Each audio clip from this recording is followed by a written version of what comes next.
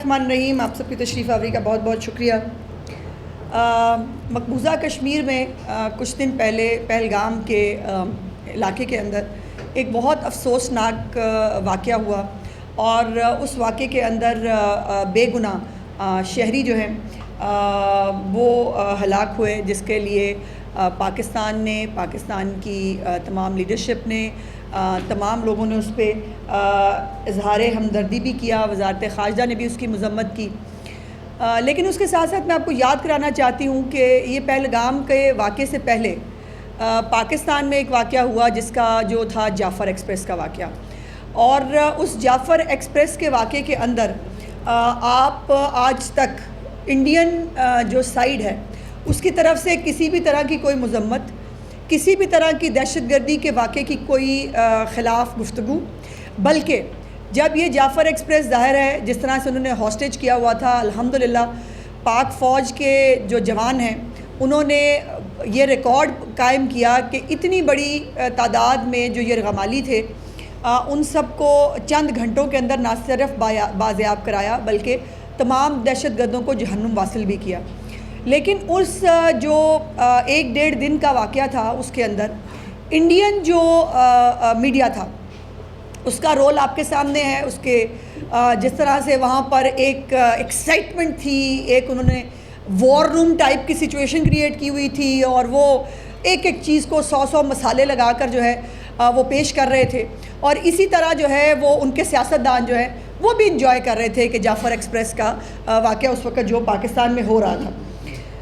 लेकिन आप पाकिस्तान जैसी एक ज़िम्मेदार स्टेट का अंदाज़ा लगाइए कि जब इसकी पूरी तहकीकात हुई और तहकीकात के दौरान भी मुख्तलिफ़ वॉकी टॉकीज़, मुख्तलिफ़ लोगों से राब्ते, मुख्तलिफ़ जगहों के अंदर जो दहशतगर्द जहाँ से गुफ्तगू कर रहे थे, वो तमाम चीज़ें, तमाम सबूत आने के बावजूद हुकूमत पाकिस्तान ने कोई गैर ज़िम्मेदाराना ना बयान दिया, ना कोई जो है वो किसी भी महाज आराई की कोशिश की। हमारे भी शहीद हुए, हमें भी बहुत तकलीफ़ है। आज तक जाफ़र एक्सप्रेस जो है वो किसी पाकिस्तानी के दिल से ख़त्म नहीं हुआ और ना कभी हो सकता है। लेकिन उनको वो तो खैर दहशतगर्द माने भी जिन्होंने इसकी ज़िम्मेदारी कबूल की। और बाय द वे पहलगाम का जो वाक़या है उसकी भी ज़िम्मेदारी एक दहशतगर्द ग्रुप ने कहते हैं कि शायद कबूल की और उसका पाकिस्तान से कोई लेना देना नहीं। बग़ैर तहकीकात के, बग़ैर किसी फॉलो अप के, बग़ैर किसी चीज़ के फ़ौरन से पहले जो है वो हुकूमत पाकिस्तान पर इसका इल्ज़ाम लगा देना, ये इट्सेल्फ इस बात की जो है वो गमाज़ी करता है कि ये एक प्री प्लान्ड मिशन था। और वैसे भी भारतीय फ़ौज को आदत है, ये कोई नया तो है नहीं, पहले वो किया करते थे कि लोगों को उठा के जो है अकूबत खानों में ले जाते थे, उनको सड़कों पे जो है वो गोलियां मार देते थे, औरतों की इस्मत दरी करते थे। इस दफ़ा उन्होंने एक नया प्लान किया और नया प्लान जो है वो ये था कि चूँकि पाकिस्तान पे इल्ज़ाम लगाना है, एक फ़ॉल्स फ्लैग करना है, तो उन्होंने जो है वो टूरिस्ट उनको निशाना बनाया और इससे जो है वो उन्होंने 2 मकासद हासिल किए। एक तो उन्होंने ज़ाहिर है पाकिस्तान को उस पर इल्ज़ाम लगाकर पाकिस्तान को ब्लेम करने की कोशिश की, नाकाम कोशिश की।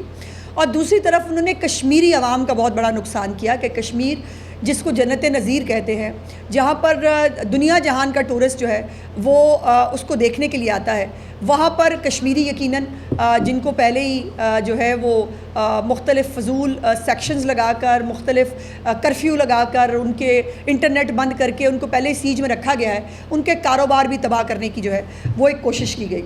और जो सबसे इंटरेस्टिंग बात जो कल से आप देख रहे हैं कि फ़ायरिंग के 10 मिनट के अंदर अंदर जो है इस वाक़े की FIR हो जाती है और इस वाक़े से पुलिस स्टेशन का जो फ़ासला है वो कई किलोमीटर पे मुहित है। तो ये अगर जेट त्यारा भी हो तो उसके ऊपर जाकर भी 10 मिनट के अंदर FIR नहीं हो सकती। और फिर FIR के जो उससे पहले इंडिया के अंदर 4 से 5 बड़ी इंटेलिजेंस एजेंसियाँ हैं जिसको वो बहुत मान करते हैं।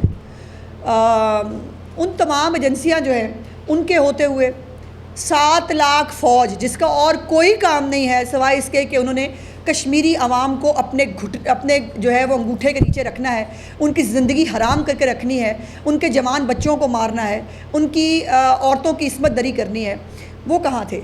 और ये तमाम जो 4-5 एजेंसियां हैं, इनकी कोई तहकीकाती रिपोर्ट कहीं पर भी आपको इस वक्त ना मीडिया में, ना इंटरनेशनल मीडिया में, ना उनके अपने मीडिया में कहीं पर भी आपको नज़र नहीं आएगी, बिकॉज कोई तहकीकात हुई नहीं, और अगर कोई हो रही है वो भी कंप्लीट नहीं हुई। लेकिन इल्ज़ाम जो है वो सबसे पहले हुकूमत पाकिस्तान पर लगा दिया, जो इनका पुराना वतीरा है।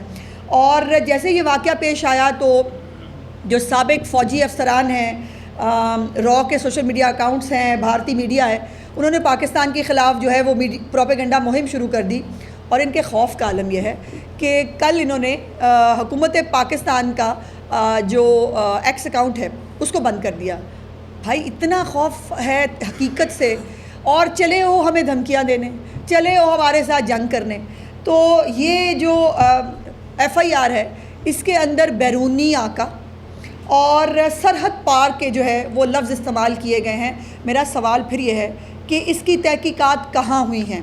ये बैरूनी आका या जो ये सरहद पार से जिनकी बात की जा रही है, इसका कोई तो उनके पास सबूत होना चाहिए। हमारे पास जाफ़र एक्सप्रेस के सबूत है और वो हम हर जगह पर जो है वो पेश करने के लिए तैयार भी हैं, लेकिन हमने कोई गैर ज़िम्मेदाराना बयान नहीं दिया, हमने कोई गैर ज़िम्मेदाराना मुहिम जोई नहीं की। हालांकि हमारे जो फ़ौजी जवान हैं वो जज्बा शहादत लेकर वर्दी पहनते हैं। हमारे फ़ौजी जवानों को जो है वो हमें तनख्वाह नहीं मिली, हमें खाना नहीं देते, इस बात पे बेचारे ख़ुदकुशियाँ करते हैं भारतीय जो फ़ौज के लोग हैं। हमारे जो फ़ौजी जवान हैं वो किसी तनख्वाह के लिए फ़ौज में नहीं है, वो जज्बा शहादत के तहत फ़ौज में जाते हैं। और हमारे पास वो माएँ और वो फैमिलीज़ हैं जिनका एक बच्चा अगर पाकिस्तान की खातिर जामे शहादत नोश करे तो वो दुआ करती है मेरा दूसरा बेटा भी हाज़िर है। ऐसी कौम को डराने चले हो, ऐसी कौम को जो है वो गीदड़ भभकियाँ दे रहे हैं। और ये जो पूरा प्लान है ये प्री प्लांटेड है, और इसके ऊपर जो पहले जो है वो मोदी साहब बाहर होते हैं, फिर वो ड्रामे में क्लाइमेक्स आता है और फिर वो एक हीरो की तरह जो है वो वापस आ जाते हैं इंडिया में अपने लोगों को दिखाने के लिए। और ये भी जो